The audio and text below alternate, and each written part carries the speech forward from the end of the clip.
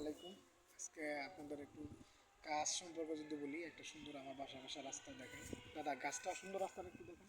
এই যে এই পাশে মাঝখানে দাঁড়ায় দেখেন, এই পাশে বিশাল রাস্তাটা। এই পাশে পিছন দিকে দেখেন, পিছন দিকে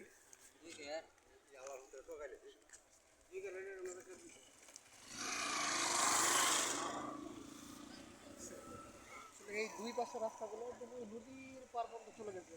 একদম শেষ পর্যন্ত যত করে নদী আছে, দুই পাশে বড় বড় গাছগুলো অনেক দূর পর্যন্ত চলে গেছে।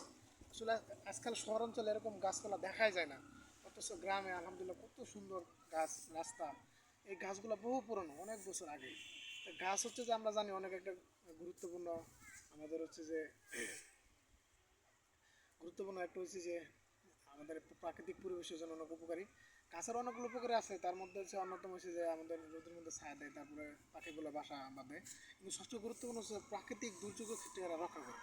তার বাস্তব উদাহরণ হচ্ছে 2022 সালে এদিকে সিরিয়াস বন্যা হয়েছিল। আপনারা সবাই জানেন সিলেট অঞ্চলে অনেক বড় বন্যা হয়েছিল। তখন দাদি দিয়ে থাকা এদিকে ওই বাড়িগুলো, ওই পাশে হচ্ছে হাওর এলাকা, নদী হাওর। আর এই পাশে হচ্ছে আপনার উঁচু এলাকা, এই পাশে এদিকে একদম কিন্তু একদম পাহাড়, এদিকে পাহাড়ি এলাকা।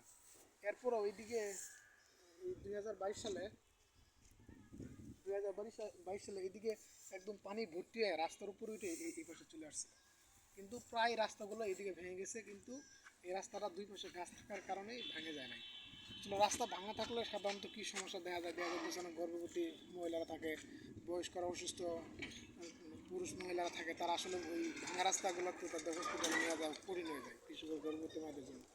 এলাকার এরকম একটা ঘটনা ছিল, যেরকম আমি শুনছিলাম যে একটা গর্ভবতী মাকে খুব কষ্টে এদিকে উপজেলা হাসপাতালে নিয়ে গিয়েছিল।